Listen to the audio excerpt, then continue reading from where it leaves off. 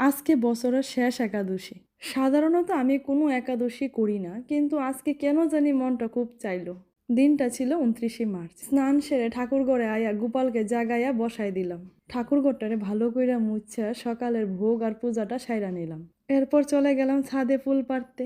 বৃষ্টির জন্য আমার প্রিয় নয়নতারা গাছটিরে বাইরে রাখতেই পারি না। এরপর কিছু জবা ফুল ফুটছিল, সেগুলিরে পারলাম।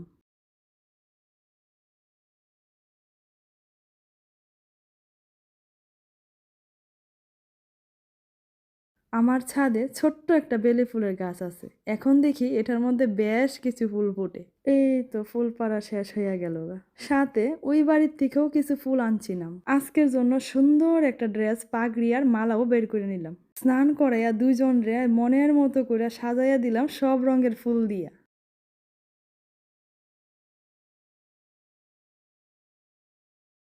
সাজানো তো শেষ হয়ে গেল গা, এবার ভোগ বানানোর পালা। আজকে ভোগের জন্য বানাইছিলাম সাদা আলুর চচ্চড়ি আর রুটি।